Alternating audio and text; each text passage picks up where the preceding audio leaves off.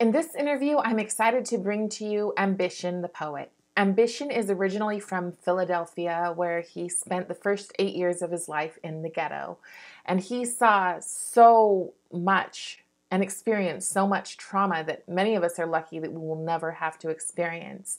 At the same time, many people in that situation, in that particular area, have experienced very similar things. So he uses his poetry to not only tell his story, but to tell the story of other people who have experienced high amounts of trauma, and also just to educate the community outside on the experiences that many of the survivors of foster care have went through. On this episode, we talk about everything from the arts to race to finding solutions to the history of foster care, as well as, well, let's just get on with the show. Everyone, Ambition the poet. Good. All So right. we're doing everything virtual now. I know, isn't it crazy? Well, so for me, it's just starting. So I'm like, okay, well, this is the new normal, and I've never ever been on Zoom before all this COVID stuff. So it works. Right, just a little adjustment, right? Right, exactly. Well, I'm so glad that you are willing to come on. I've just been listening to some of your poetry. Oh, really? So yeah, it's You're doing your research. I have big ambitions. I'm just starting out, but I have some big ambitions. So yes, doing interviews well is part of that. So I talked to Kirk the other day. Your friend Kirk? Yeah. And that's my best friend. That's my best friend, yeah. Exactly. And he was just like, you might want to talk to him. So I was like, okay. And then I started listening to your poetry, and I was just like, wow, I love how just real and authentic you are. Thank you. Yeah. So I want to hear your story. Yeah. So basically, I come from Philadelphia. I was a foster child there. And I was bounced from house to house, a lot of foster homes, until the age of about 8. Okay. However, a lady she really is from the West Oak Lane section of Philadelphia, ended up moving to New Jersey at the time she got me. So I actually was literally from poverty of North Philadelphia, next town, Philadelphia, and then I was raised in a section of called Sicklerville, New Jersey, middle class suburb. So to me as a kid, it really felt like literally going from poverty to middle class, like overnight.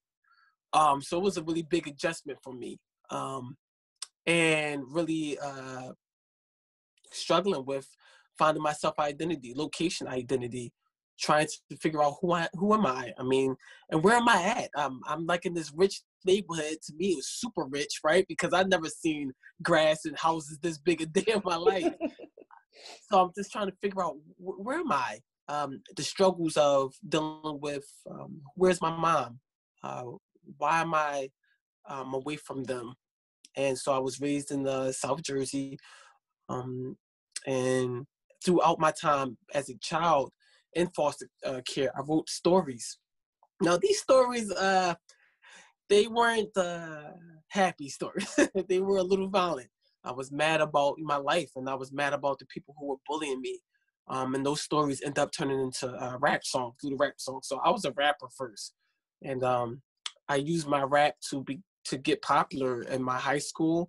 But I was a little bit different than the other rappers per se in high school. I rapped against teachers. I rapped against people who I thought were trying to bully other people. I mean, I did it all, to the point where it almost got me expelled in high school.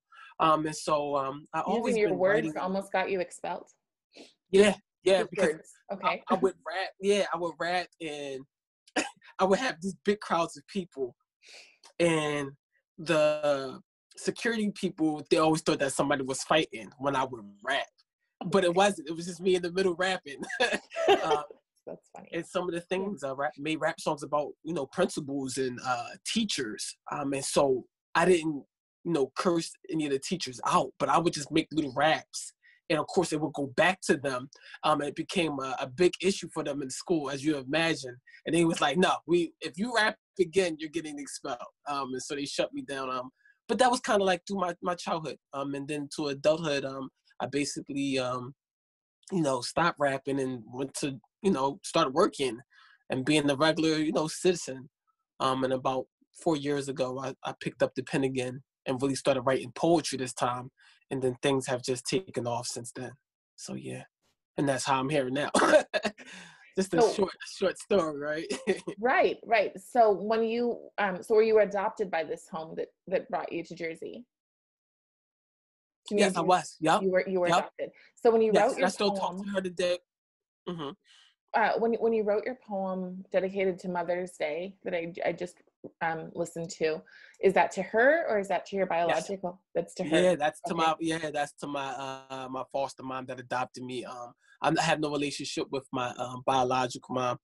I did get a chance to meet her, and she's still in a bad situation, Struggling. mentally, and still in the facility today. But yeah, when you hear me speak of my mom in that sense, yeah, that was my foster mom who taught me the different things. I was telling you about self-love, and I don't know if you noticed in the poem, I talk about the self-love and the different techniques she would use to teach me. I loved what you And said one of about the the shoes, about wanting those shoes, and her telling yeah, you, "Are you still going to appreciate them after they're taken off?" That was, right. yeah, Are you doing it? Are you wearing these for you or because you're trying to impress people? And that was the one big things about materialism. She was like, you can't get caught up in what everyone else has, especially if you don't love yourself, if you don't have them on or off, right? And so she was really big on the character building when I was there. And did you have other siblings, or was it just you in the house? Oh, there's other siblings, yep. Yeah. About three other boys, and then it did dwindle down to me because they were all older. Okay. So she had another foster child, boy, and two sons that were biologically hers when I first moved in the house. Yep. Okay. And was she a single mom? No, no. Mm-mm. Okay. I have a foster. Yep, I have a foster You have a dad, two dad too, parent. right? Yeah. Yeah, Okay. yeah, yeah. He was a big worker though, so he really wasn't there, but he worked. He worked so much. Yeah. So he was. But I always appreciate, even though he was a big worker, at least he was in the house. It's so Right. important to have at least that father figure walking around, someone tangible you can see at least. Right. And then you can hope for the rest, but at least he was in the house and active. Well, and he was providing, right? So, I Correct. mean, I think Correct. that so many times men get especially today when we're very, very women centered, men get the brunt Mm, end, especially men of color get just like, uh, they just sort of get thrown off to the side, that's and true. it's like, you just have to if a person's doing their best, they're doing their best, right? Right. And it's a shame because, like you said, yeah, Father's Day, they get some socks or something, and it's kind of like, okay, what's tomorrow? Mother's Day is like, woo, and so yeah, that happens. But yeah, I was happy that he was there. And now that he's older, he speaks more. He is more active because he's retired. And so but he was real big on work ethic. my, Yeah. my mom and my mom was really big on character building and work ethic, but he was like work, and I was able to take that work ethic and put it into my art, and Right. just making sure that I'm working it. I'm not being lazy with it, and I'm consistently, trying to get better at my craft. Right. So how did you fall into, I mean, did you go to school for your training, or is it just are you completely self-taught? With poetry, Hmm. yeah, You're completely self-taught. self-taught. Yeah, it's just expression. Now, what I will say is the way I teach it now, I had to basically, get into my books and go back, and really read, and educate myself, Walt Whitman, Emily Dickinson, all these different people, and then the Maya Angelos and the Langston Hughes. So I have to study all type of poets, not just Black. I have to study all of them when I get a chance, and because the body of work of poetry is so vast. Right. But for me able to teach it, I have to basically, go through a lot of history of poetry. And then, like you said, educate myself. Like, basic all the way down to what a haiku is and quatrains and using your voice inflections and doing all of that research so I can teach and help other poets as well. So are you teaching younger people or people of all ages, or do you focus? Right, yeah. I've usually of all ages, but as of right now, I had started the poetry drills, and that a lot of adults are coming to me at this moment. But I do teach. I don't have a range, a select range. But yeah, I have about 5 students right now. They're all adults, and they just have what I call performance anxiety, and they just need the confidence. Most people who write, they already have the gift. It's the sharpening, right, and getting in front of people and expressing Right. yourself and getting over the vulnerabilities of our lives. Because we're telling people literally, I was in foster care, right? Or for the one girl I work with, she's been molested and has some issues in her childhood. So it's really just being confident in the story and then putting it out. Yeah. So you had said something about working in group homes and the prayer for the group homes. So do you currently work in group homes as well? It's funny. I worked in the group home last year. So I worked in about a Okay. group home for a year. It was a life-changing experience with working with the state of New Jersey Center for Family Services. And I learned so much. And I'm going to do more writing towards the group homes. I think that's another sector of society that with foster children, and people don't even realize that there are group homes. I know throughout Jersey that if you was to come to Jersey and you was to ride by these houses, you would just think, oh, that's somebody's regular house, but it's not. Some of them are actually group homes that look like regular housing.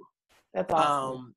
Yeah, and so I spent the year in there, and I used to work in corporate America, and I spent a year in there, and it was really life-changing. And those stories, when you hear me talk about the one guy who thinks he hides his cigarettes under the pillow and he hides his weed in the vent, and we used to, talk to the kids about drug use and stuff like that, but they come from disadvantaged neighborhoods, and some of them come from good neighborhoods, actually. And we would find, their paraphernalia and their pillows and their vents. But I would go home sometimes with a heavy heart, and want to, literally pray for them and hope God will work and help them. So I wanted to give you guys that type of praying from my mind, but through poetry, so y'all can kind of visualize, what I was going through and what I saw in the group home. Yeah. And have you built connections with any of these people? Do you still have relationships with Oh these yeah, people? a couple of the youth still follow me on Facebook and Instagram, That's awesome. and they follow my work, and so I'm grateful for that because, I told them no matter what, you can find me. My name is Ambition the Poet Online. When you're done here, you can find me and reach out to me. I still will help you and assist you any way I can. So. And so when you were there, you were teaching them poetry, or you were working in Oh other no, ways just too? was a counselor there. Oh, okay. Yeah. Now I Looking at use work. poetry and music and lyrics to help them understand what they were going through and making sure that the lyrics they were listening to, but did they understand what exactly they were listening to? So Yeah. one day we're in this car, and I never forget the guy, I forget his name, but he was saying something about it was almost like around the knowledge of, he was mad, so he was saying that, I'm going to hurt my woman, I'm going to kill her. And I'm like, wait a second. So I listened to the hook. Right now, this is on the radio. I listened to the hook. Now it's 5 of my youth in the van, and so I cut the song off, and I say, do you hear what he just said? Because I'm singing it. I'm singing and I'm liking the tune, but I started to tune into what they were saying. And I said, you hear what they said? He says, no. I said, wait till the hook come. And I let them listen to the hook, turned it off. So this guy is talking about that he likes this girl, but if she tries to leave him, he's going to kill her. That's not the type of music. That's not the type of message we should be listening to. Now, I understand this guy is a good rapper and all of that. I just want to make sure, though, when you're listening to these songs, be careful of what you're listening to, because sometimes we get caught up in the music. And here I am, all 6 of us, were not paying attention because we were bobbing our heads, but we didn't listen to what he was saying. So we just got to be careful. So I would teach them things like that. And they really enjoyed that I took their music and helped them, learn through it. So how about you and your core values in your music? Mm-hmm. I listen to or not your music, but your poetry. Mm-hmm. Do you have a certain goal that you're trying to get across when you talk? Yeah. So when you go to my poetry, it goes through a series of topics. So one is, of course, it always is anchored as a foster child. So I do call myself the foster care poet. But you will hear poems about Christianity. That's where you get like the praying poet. You'll get relationship poems, me struggling with women and trying to date and all of that. So you do get, some fun stuff. You do get this thing called like a cocky type of poem thing, which is basically me just displaying lyrics of me playing around with words, letting the hip hop crowd likes poetry when it comes to like a lyrical display. So you're just, I have poems that are just like, oh, I'm good, you can't beat me type of stuff. And then Would you call that the cocky poet? Was that what you said? Yeah. I'm like, all right, like I'll be in my show and I'm like, all right, I got these cocky poems now. Somebody said XYZ and then I go on that. People love that stuff. Okay. And then I have these I like to call it the imagination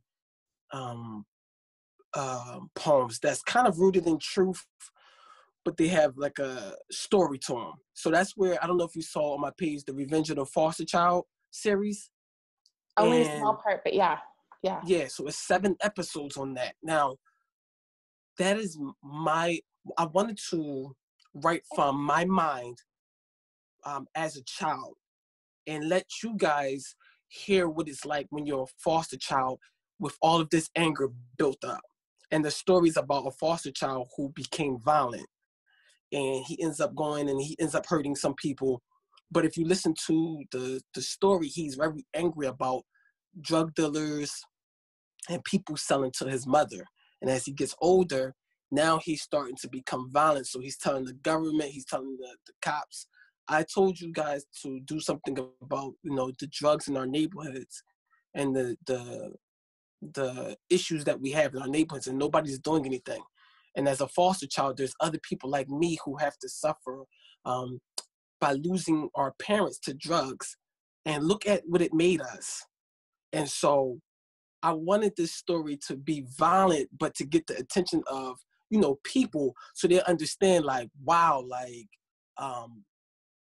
we never even thought about the foster child. We always thought about the poverty, the person, but we never thought about the foster child. And so that story was made to show people, what is like inside the mind of a foster child with anger.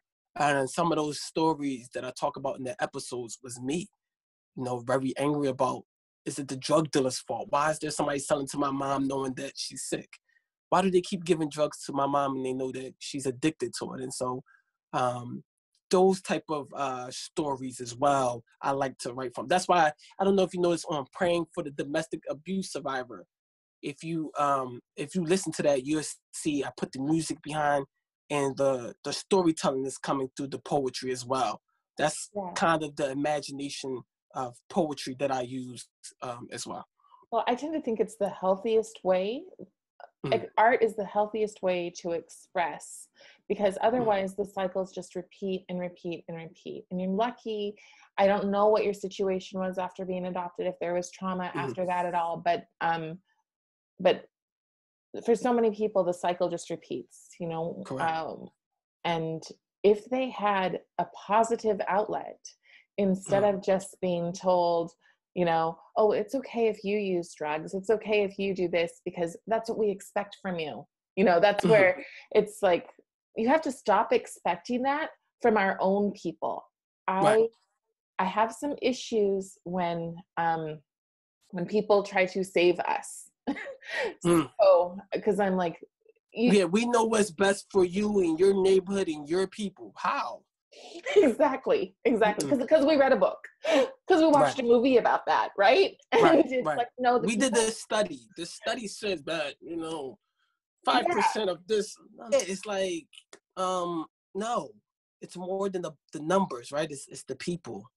Yeah. Um, and that's why I do tell people there's a lot going on in our society, with the drugs and you know with the weed and the And it's pills been and the made so things. And I normal say, now. Yeah. right, and it's normalized. And people always ask me, how do I feel? And I say, I don't get into politics, but I will say this. I just remember, I think people forgotten what drugs have done to generations of families. Amen. And I so mean, for yeah. me, I don't want to do anything that may even trigger a replication of the Yes. 80s or the Yes. 60s. Well, and This is that's what crazy. It's I look at the 60s and I think about, mhm, okay, all of these people, how many people would roll over in their grave for what they worked for civil rights? All of mhm, these things that they worked for. And then as soon as they were gaining momentum, drugs came into their neighborhoods. mhm. And we keep going with drugs. I Right. I'm like, why don't you see that your grandparents went through so much so that you would Yeah. have a chance? And then Or they fought and lost so much over it, right? oh my god. I was looking at this I won't say the platform, but this is platform that puts a couple platforms that do it. And when the time is right, I will speak out about it. But there's some platforms that they glorify drug kingpins. Right, Like they'll put a documentary out about the drug kingpin. And right, it won't mention anything about this person is the cause of literally 10,000, people who have died, incarceration, and the amount of foster kids that came from this person reign. So there's a whole nother side to how much the kingpin made. Some people, some drug lord families are responsible for the destruction and generations of one portion of a city block, and it's like, why are we interviewing them? It's like, because we're highlighting it and we're glorifying it, and I think that right, we're paying into this stereotype that people have mhm, about that's negative about people of color. right, You rise by being a drug dealer, and it's just like, why do mhm, why do you have that expectation of us, and why do we have mhm, that expectation of ourselves, mhm. right? Because from very, very young age, my little brother grew up learning, bang bang shoot the pigs, right? Because All that was mhm, normal in the neighborhood. right. So, and I'm And then they push it, and then like you said, your mind starts to believe it, and like you said, no one wants to change it. Um, and like you said, you shooting cops, and like you said, you have no respect for cops, and then people are shocked because of what's happening now. But like you said, wait a second, let's go back to when a song was made, when it was after police, right? And so, right. and then you go back before then when police were beating on, African Americans and people of color. A lot Right. of Latinos went through the same. So it's a lot going on Absolutely. there. And so you have this constant, like you said, back and forth, and it just goes higher and higher and higher. And now you're at a point of no return, because this is literally of decades of pain, anger, and no one is saying, hey, let's calm down, let's try to change it. It's just like, yeah, you're right. It just Forget them, forget us, whatever. And so it's just the low I, expectations. Like they talk about right, all these ways they can save us, and it's like, how about expecting us to have normal lives? right, How about not just giving us the lowest common denominator and saying, hey, if you can reach this point, right, you're golden. Because it's like, right, why? Because we're brown or right. because we were born into poverty, we Hmm. shouldn't be able to achieve normalcy? I don't Right. know. That stuff is I interesting. agree. I think, and you're right. What teachers will tell you, like if you teach a kid based on their level, they're going to go nowhere. But if you teach them to a certain standard, then oh my God, the endless opportunities for a person is so much greater. Yeah, it's If you limitless. go into one neighborhood and say, listen, this is what's going to happen. If XYZ doesn't change, then we're going to do this. But if XYZ, if the crime goes down by 10% in the next, 3 months, we're going to do XYZ for you. And we know you can do it. and we're going to reward, and we're going to make sure that the expectation is from this now on. You know, it's like, I know the one, if you ever listen to a newscast, they'd be like, well, it was only 200 and something killings in the year of 1990 something. But that's good because, you know, last year it's a decrease for 30%. It's just like, are you serious? Like, when is it good ever? You Right. know, you're comparing, like you said, the low expectation. It has always been a problem from parents, teachers, the environment, the music, the churches, all of that's playing a part. You know, Television. hey, we're just happy. Television, we're just happy that you're alive. Hey, if you don't want to be anything, that's okay. We're here for you, and if you know you need a little assistance, we got you. But we don't really want you to be great. You know, just be regular. Right. And of Wow. course, and if you strive to be great, I loved that in the poem about praying for the kids, where you said Mm-hmm. that some of his parents were saying, you know, we don't want that for you. You know, they were jealous. Right.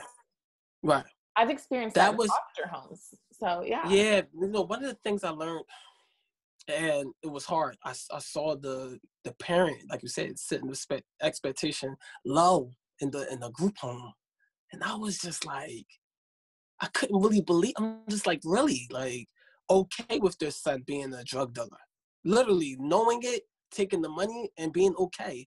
Which I understand, like you said, everybody has their own story, struggles, but you're setting a future on a bad path, and then if something happens to your son, you can't act shocked.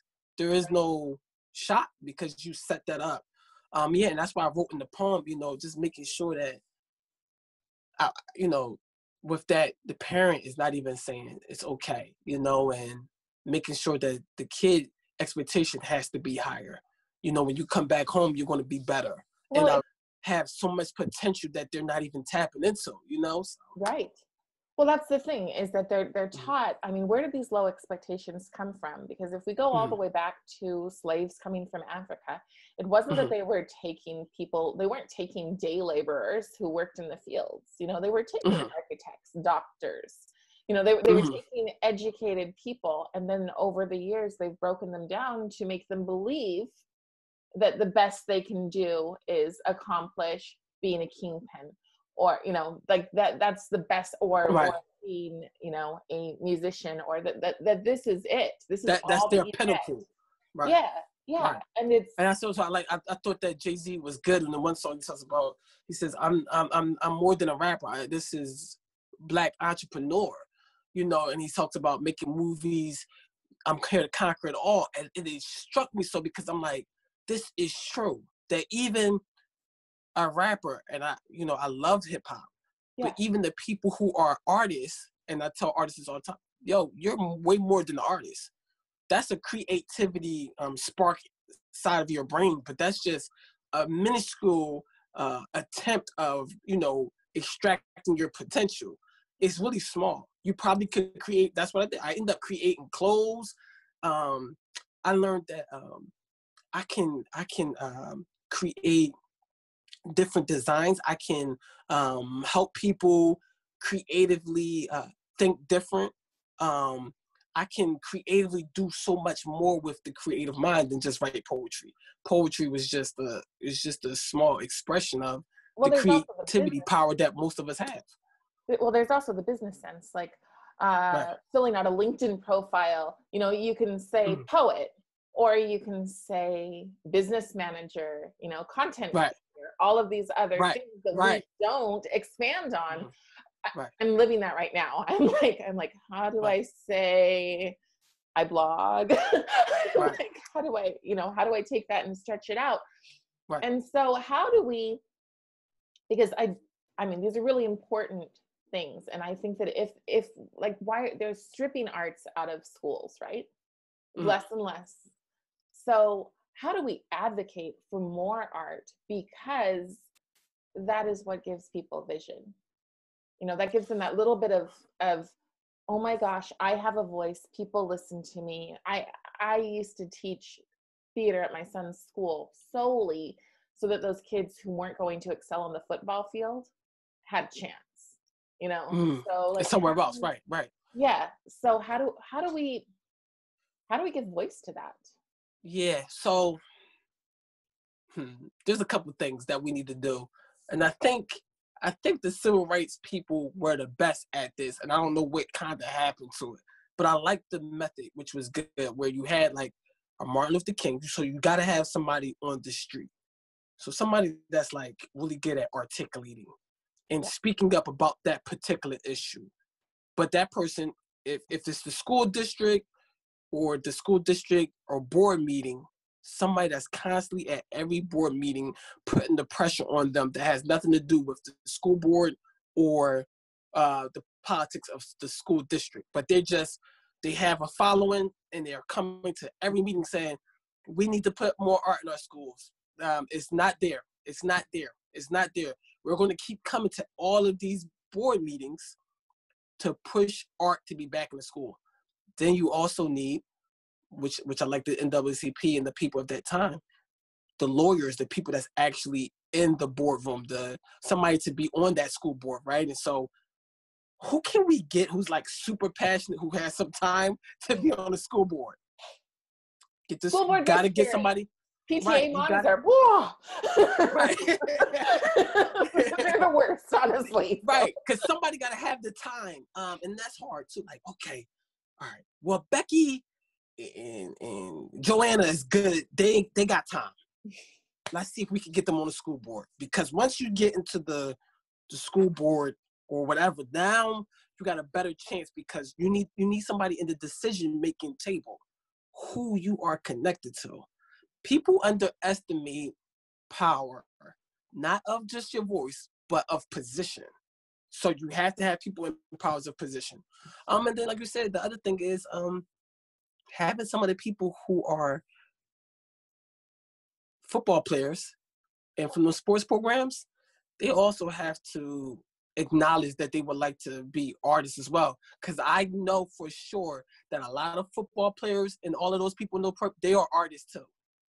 So we could get the combination of those Well, they've three. taken away that they make it seem like you can't be masculine and be part of the arts, right? And so that's something that like a lot of parents will say, I don't want my son doing that because, and it's like having a voice and being able to express yourself is just healthy self-care, right? Right, Like it has right, nothing to do with being feminine or right.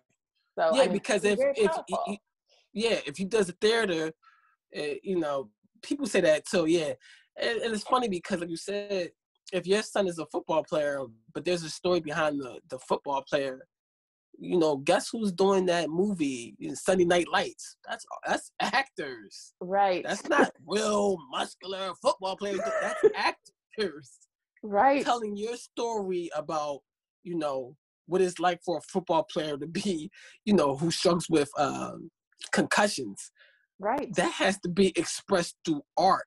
That's not expressed on nobody's coming to the NFL. I mean, they interview a couple of NFL players and they do their best to explain.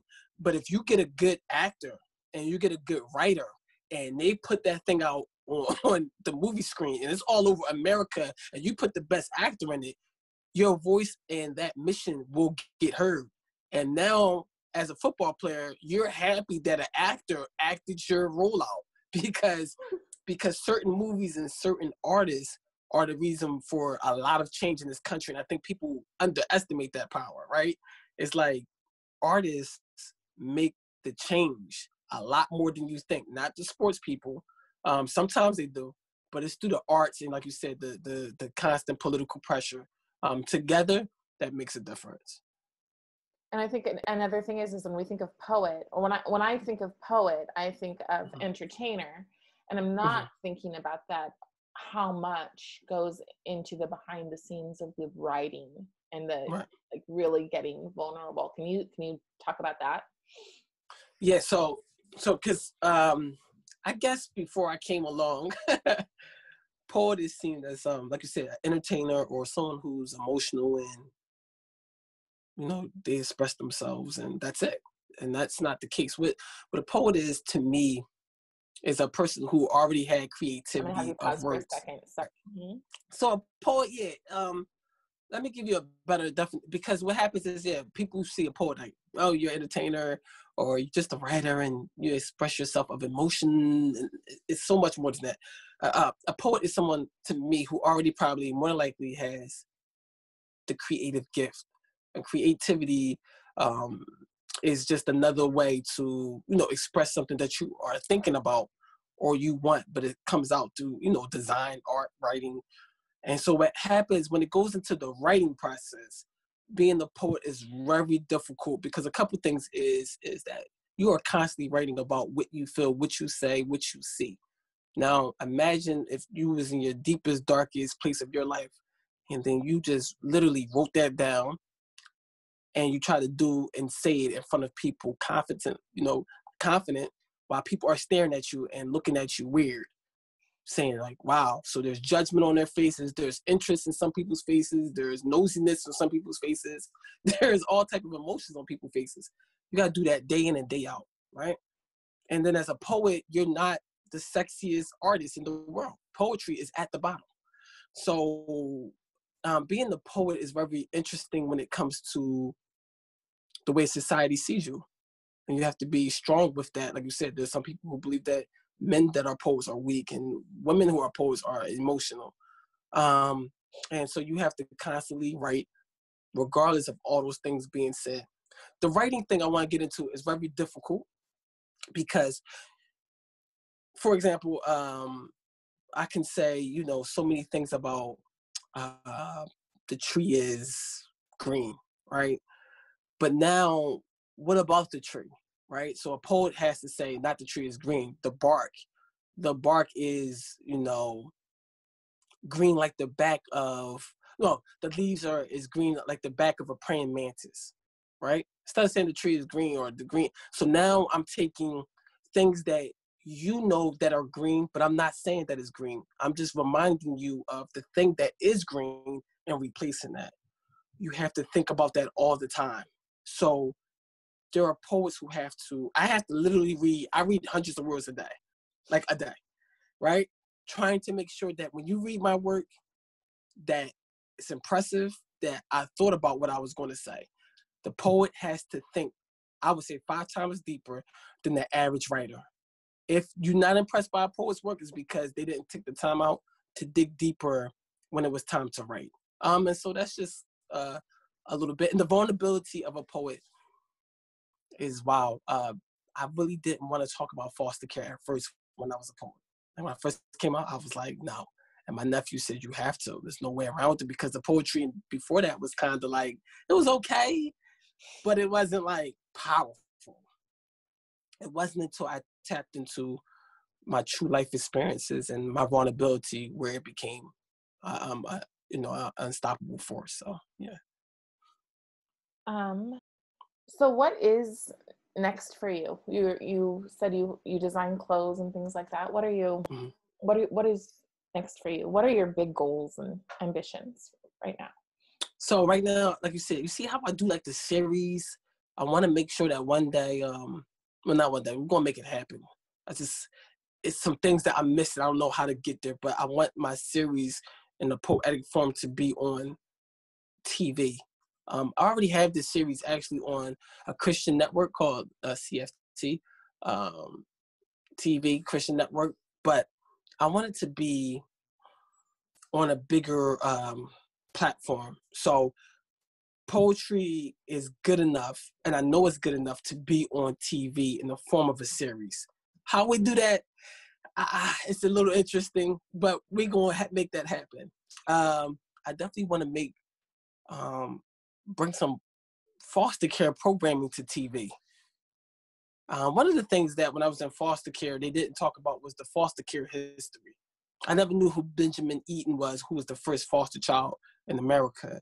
I never really was explained about the orphan train rides that went from New York to, you know what I'm talking about, right? I do, The yeah. orphan train rides that went to New York and literally kind of like dropped kids off in the middle of the Midwest, who are the original way the foster care system was ran. I really just think that people don't understand foster care, and we need a better way of speaking about it and It's talking about it. interesting because for some people it's very glorified. So Mm, I think it's Weird Al Yankovic, or no, mm, it's the Epic Rap Battles. They're talking about it, and it's this one, and they're mm, like, oh, I'm so cool, I'm an early adopter. And the trend is to, like, once you've reached a certain level of success, you go out and adopt your child, often your minority child, so that everybody, mm, and it's an interesting thing, because in the experiences that I've seen when I've been in foster care, are mhm, you have people who are doing it because they want to be praised. It's not necessarily about the money. People always say, oh, it's just about the money. Sometimes it's about the labor. Sometimes it's mm, about getting somebody to do work for you that, or in your family, that you wouldn't regularly do. um, mhm, but sometimes it's about, and I think more often that it's about people gaining respect, and people mm. thinking, oh, you have such a good heart, and holding you up on this pedestal. Yeah, yeah.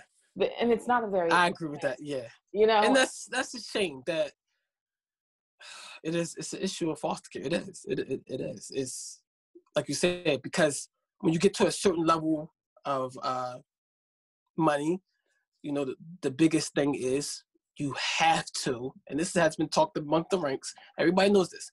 You have to do some type of charity to make yourself relatable to the people. right. So, here you are, you're a rich governor, but you have this black foster child or Latino foster child. Look at you giving back. And I'm not trying to say that's not good. It's just, There can I be mean, there what, can be what what are you love and trying all to of this. do? Yeah. Right, I mean, right. they're like, I have complicated views on transracial adoption. I mean, I think that Mm, love should be the top priority in every situation, mhm, but I do think that you have to consider, like, what's best for a child is if they can mirror their family. I really do believe mhm, that, because I've seen too many kids with RAD. I've seen reactive attachment disorder. I've seen too many. mhm.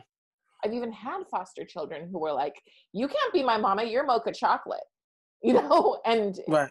and you just go, "What do I do Huh? with this?" um, I'm like, "You're this child who needs somebody to love you. I'm willing to do that, and you don't want me to touch you." And so that's an interesting, yeah, totally it's segue off hard of. with that. Yeah, like you said, it's like a mixed emotion bag with it. It's like you said, Yeah, everybody should have the love. yeah, But like you said, now this foster care is interesting because yeah, now you raised. Let's say you are raised with the opposite race family. All right, mhm, black, white, black. Right. So now you grow up, but that's an extra layer of identity that you have to fight through. true, And true, I think people underestimate that. I was already I'm with black people, right? I'm with my mom and them. They're black, but I'm still struggling because they don't look like me, physically. So, and I know that the kids in the neighborhood can see that. So imagine if I was black and I was with a white. Oh Lord, I mean, shout out to the foster kids that had to go through that and survive that. But like you said, I think if we can, definitely. If you can't, I understand. But like you said, the layers of identity issues is just compiling with that. And if that's your only foster care family, you got to try to fight through that and then fight through the issues of being with a multiracial family at school. It's a lot. So there is a lot, and I'm not mm-hmm, going to stand on one side or the other. Like, my channel is not about is not political, and mm-hmm, regardless of how I feel about religion, I try to only hear the other side of the mm-hmm. voices, because I want to relate to as many people as possible. And I know that there are some Right. people who cannot conceive of a God who would let them grow up the way they did, right? Mm. So I want to be there for them. However, my next question for you is, how much of a priority, like, do you have certain standards that you will and will not do in your work? Um, because, like, how much is Christianity a part of your platform? Sorry, I asked Mm. really. Wow. I know. So, yeah. So you're saying how much in poetry would I want and will do because of Christianity? Yeah. Well, yeah. There's certain. Okay, so there's some. Okay, so one of the things I will say is I have a lot more things that I could say about my family, my biological family, my biological mother that I could say um, that are true, that are real. As foster children and as a foster child, I do believe there's some things that is not necessary to say because my Christianity is saying, I want you to tell the truth about your life, but I don't want you to destroy anyone if not necessary. If that's not what I gave you the gift for, right? So That's awesome. Christianity holds me back from going all out on how I feel. My emotions is real. But there's some things that because of Christianity and what I was taught, I won't say, and I don't need to go there. And I also teach other foster children too as well. We can be angry at our parents because God knows we are all angry for some reason. But let's be mindful. Let's not go too off the deep end. We can say our truth, we can say our piece, but we don't want it to turn into hatred. And some of us had to, include myself, had to deal with the hatred, and that's not good for yourself. And as a foster child, helping another foster child growing up, you can't have that hate and then teach another foster children to let go of their, you know what I mean?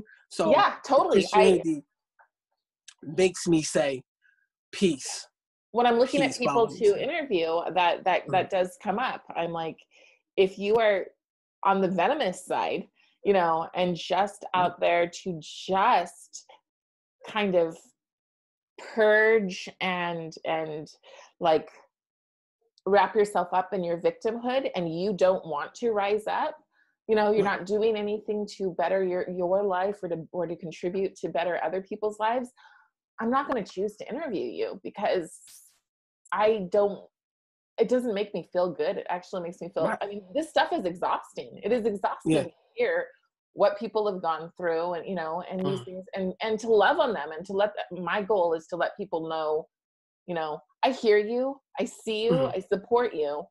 And I can't support when people are just vomiting their misery.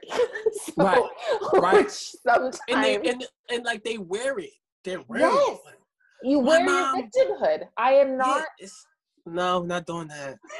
I'm like, I have so many people who, especially because I live out in the middle of the country in a very Caucasian area, and Which state are you in? I'm in Washington. Washington. Okay. Yeah. And so, and I grew up in those transracial adoption, or I wasn't ever adopted, but every one of my 18 foster homes was white except for one. Okay. And so, and my mother is white. So I grew up, and so I do have people who look at me and say, you don't get to express your voice because of this or whatever. And I'm like, all I'm doing is expressing my truth. That's it, I can speak the truth, right? Yeah. So, and yeah, it's an interesting place to be because there are people who definitely are more militant, and I'm not opposed to people being militant because that is their truth, but I am opposed to people wrapping themselves in their victimhood and just sort of going, I'm a victim, you owe me, you don't get to talk because when you talk that triggers me. None of that. Shuts you down. And it's like and I have people who I've talked to, and I was like, oh, and I was like, I can't get around that type of former foster children who speak, like you said, venomous or with evil or hate that they still wearing. I get where it came from, but like you said, I'm not going to die, and I was a little big on that. My mom was big on that. Do not die with the hate of your previous generation for what they done. You have to forgive them. You can be angry about some of the things, but that's not going to help the next the next wave of foster children, right? People say a lot of times forgive and forget. I don't think that it's wise to forget. You know, every action that I take with my son is about, like, people will say, "Oh, you're strict," or whatever else, and I'm not mean, but I'm strict. So I'm like, there's homework to do. There's this. You know, it's not video games 24/7. It's not the way we live. But and I don't forget, because I know what it is like to have. I mean, you can't. I tend to look at the things that have happened to us, whether they're good or bad, as gifts. Some are the gifts of teaching us how not to be, right? And Correct. so we can look at life in that way of, all right, well, I learned from this foster home, I never want to be that kind of person, right? I learned from my mother a lot. That's just put it shortly. A lot, you know? And like, I made a film, and I did not mention her name. She's alive, you know, and I'm not, but I said enough truth to get the point across without going into all the words. Right.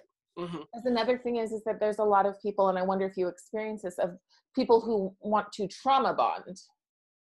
Have you heard that term? Say it again. Trauma bond. Trauma bond. So I'm guessing, oh, you went through it too. Let's all have, like, not like a pity party, but like a group. Yes, and they like like want to. They're their own clique, or there's worse than that. Are people who only want to hear your stories because they kind of get off on it. Yeah, and I try to tell people too. There's like, it's creepy in America. Like, it is fetish story people. They have a fetish with hearing horrific stories because their life is, you know, a little bland, and they want to know the worst details of your life because they like it. Like, that's weird, and it's true. And I'm not into that. That's you know, and like you said, I'm all about solutions. I'm all about trying to make it better for the next. And I have had, because I was throwing this foster care. We're doing a foster care panel when everything work out. And I was talking to a social worker. And she was talking about how, you know, the DHS this, DHS that. But there's some foster parents that you know, are this and that. And I said, well, ma'am, with all respect, this panel is for solutions and positivity. Now, I know you work with the system. That's fine. But we're not pushing agendas here. We just want solutions. But I felt the problems of the system in her heart, and the problems with the foster care parents. And I was like, okay. And then I talked to a foster parent who was the same way, but in reverse. Right. DHS is this, DHS is that. And they took I said, look, wait, you know, again, this panel is not for that. And you could tell that I got scared, and somebody I did not let on the panel, I took off, because I can tell that they wanted it to be a trauma bond. Like, I like that trauma gathering of ideas and the trauma and the problems with the system with no solutions. And I don't want to be around former foster people or social or any of them if you're not positive about the future of the foster children, you know. And that's what's more important than our little gripes that we have, which we do. But yeah, I'm not here to be in victimization, you know what I mean, and weaponize victimization to do that. No. Yeah. I am so glad that Kirk told me about you, because yes, I'm glad to know that there's more people, because I do find a lot of people just want to vent, and it's like that's not the point. The point is that, for me, the point is that it doesn't matter where you come from. You are limitless, right? And you can do anything, and you can do it in all sorts of different ways. Like, you don't have to have a master's degree, you know, to be successful. No. And then so how do you that's a trick of the society telling you that you have to be. My panel, before everything shut down, I reached out to, I had a superior court judge, I had a council member, I had this top therapist in the city of Philadelphia coming to speak on the panel. I'm not some the top, in the foster care, I'm a doctor, press Dr. Harper. No, I'm regular, but my gift has made the room. And then the thought process, right? Like what you're doing. I'm a former foster kid. Now I do a podcast, and then that turns into a conference, and then that turns into a platform, and it becomes, you don't have to have a master's degree to do that. You just have to use your thinking and see what other people do and say, okay, so if I reach out to this person, I reach out to that person, I can make an event. I can make something happen in this area. And I can take what I believe and make it bigger if I connect with other people who are like me, so. Right. Right. And I'm just so glad that there are people like us out there, Mm-hmm. Just people whose goals are to make it better. Right. So what are 3 ways that you would make it better? What are 3 solutions that you have? Talking about the foster care system? Yeah. One thing is, number one is simplify all of the people. Like, the kids are frustrated because they got to talk to a social worker. Then they got to talk to a counselor. Then they got to talk to the liaison. Then they got to talk to, it's a lot of people that the kid has to listen to. I don't know how we do that, but that has to be changed. The kids are a guardian ad litem, right? I mean, just one person who can talk to the kid, build a relationship with the kid, and then share that stuff with the rest of the group. With the other people. Right. Sorry. But in Jersey, in Jersey, you have we can have a social worker, you have a CMO. If you've been incarcerated as a youth, you have a juvenile detention, a probation office. So it's a lot. The children are inundated with so many layers of government that is overwhelming to them, and it's overwhelming the system, I think, and they're not all on one accord. So you get your CMO worker telling you this, oh, you may leave in 6 months from the program, or, and then you have your therapist, they're not ready to leave in those 6 months. And so the kid is frustrated. I think that the foster care parents, that's one thing, simplifying the system a little bit better. The other thing is they need to learn foster care history. I wish I would have known that Mike Tyson was a foster child, Anita Baker, Nelson Mandela, Jamie Foxx, Eddie Murphy. I mean, give these kids some type of history. And the foster care parents need to know history. Because I told my mom this. I'm like, Mom, did you know? She didn't really know. She knew of some celebrity, but that should be part of the teaching when you're dealing with foster in the system. They need to know their history and why this system exists, and to tell them that if these celebrities are important and made it, you can too. I think that's really, really important. The third thing is family. I'm on the fence about it, but for me not to be able to talk to my family from for me, it was like 2 until 26 is ridiculous. Somehow, some way, the system needs to play a part in reunification after you age out.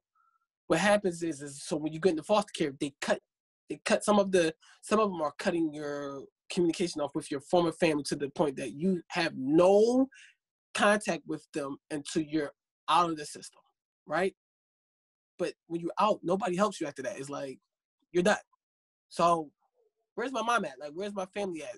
I never got adopted. I never connected with anybody in the system, and now I'm 21. Who do I talk to? Where's my family at? What, you want me to go on Ancestry.com? Like, no. I need my files. At least give me some names so I can search, or maybe you can help with the reunification. If it doesn't work out after that, then by all means. But for people to age out and not have no type of history of their family, it's just not. It's not healthy. And it's dangerous for society because, like you said, you can walk around dating your cousin or dating you don't know. And on that too, the after age out too, we gotta do a better job. I don't know if it's throwing more money at it, but I think if you preparing them don't help beforehand. them, yeah, if you don't help them after they age out the system, the percentage of them becoming homeless is it's ridiculous. It's 1 in 3. So yeah, it's 1 in 3, right? Mm-hmm. We're paying for it anyway. Right. So we gotta do a better job. The aging out thing is ridiculous, and there's so many people. I bet you that number is higher if they count it correctly. I bet you it's more because the homeless people population, and when it comes to foster care, it's hand in hand. And So so about we need to do. 23,000 kids a year Mm-hmm. age out of foster care in the United States. But Wow. then when you start thinking about homeless people, right? We're not Mm-hmm. talking about all 18-year-olds. Look at the homeless people outside. We see people that are 60. So how many generations have been Foster set care. up for failure? How many? Mm-hmm. Right. So yeah, We got to do a better job.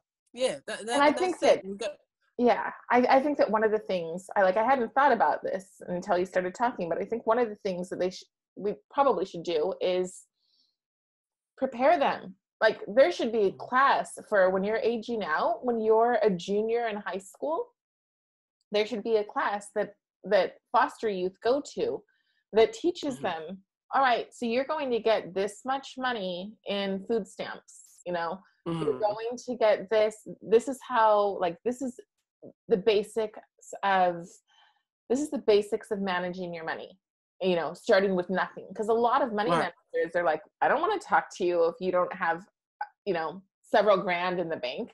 People don't want to talk to people who are starting literally. You're like, no, let me explain to you. You know how you sometimes say people are so poor they don't have a pot to pee in? I literally don't. I have no place where this is done, No connection. I have no friends because I move so much. I don't. So yeah, how are you going to help that person? Yeah. It's an interesting idea. I've interviewed a couple of people who are planning on creating supports for them for up to 10 years. But the tricky part is, how do you create something for people when you don't want it to be entitlement? Entitlement versus empowerment, two very different things. And so that's where it's tricky at, right? Because like you said, you go up to your state capital and you're saying, we need more money, and you got to have a plan. You can't ask the federal government or the state government to dole out money, and you're just like, well, we're just going to keep them on food stamps and give them houses, and for how long? Yeah, right? and they do that, right? They do that, and then they pay for their rehab and everything else over and over and over again in these crazy circles. When it's like, why don't you just teach them beforehand that this is what life is going to look like for you? So, well, I think we'll wrap, but I really, really appreciate you coming on. I'm thankful for what you have going on and for having me on. Thanks. Yeah, it's been excellent. I really appreciate it. Thank you so much. Absolutely. Okay. All right. Well, bye. Until the next time. Yeah. And I'll be following you on Facebook. Wait. I did want to ask one more thing. Sorry. Sure. Will you exit out with one of your poems? All right. So this is a poem called I Hated Foster Care. And this poem is called it's called Stories of a Foster Child. I'm sorry. And it was originally called I Hated Therapy, and it talks about some of my experiences, and then I'm gonna go into like a little positive poem after, so that way it doesn't sound all dark. Encore. But yeah, I agree. And so I when I was going through this, I was trying to make sure that I wrote this poem so y'all can see what exactly I felt like, and I'm sure that you could experience and relate to as well. I hated foster care.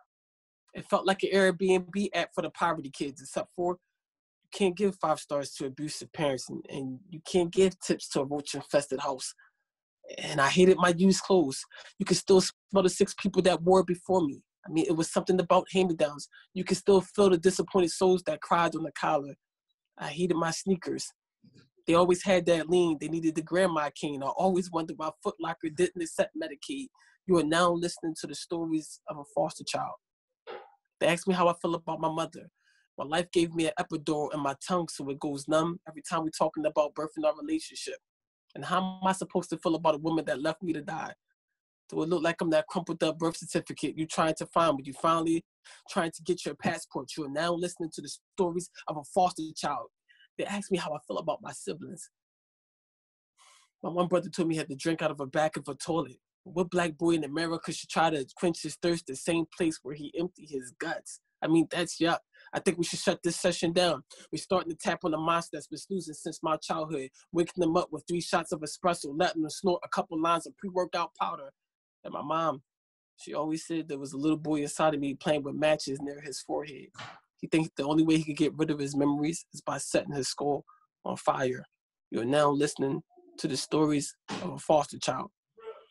And my mom, she was teaching me something. She said, I know you went to foster care. She says, but you got to be yourself. No matter where you go in your life, you got to be yourself. And I said, how am I be myself? I don't even know who I am. She says, you got to be yourself and make sure that you never forget that. Well, there was a guy named Urkel, glasses, 2 times the width of his face, checkered shirt, candy apple wear, suspenders. And he wanted this girl named Laura, but Laura couldn't see that he was as bright as an active galactic nuclei. I mean, who am I? His whole soul shined like one of those embers. Now, he didn't believe he could get Laura, though. So he ended up creating a liquid plastic surgery. When he started to drink, his whole body started to shake like he was in the blender. Do you remember? Well, that's why I came here today. Some of us are dating people that's like Laura, when we should be dating people that's like Myra. Myra came on the show and said, Urkel, you don't need a liquid. You don't need a machine. You don't need to use your brain that was given to you by God to be in the lab, to do the math, to quadruple or triple your cool genes. She says, I love you for who you are.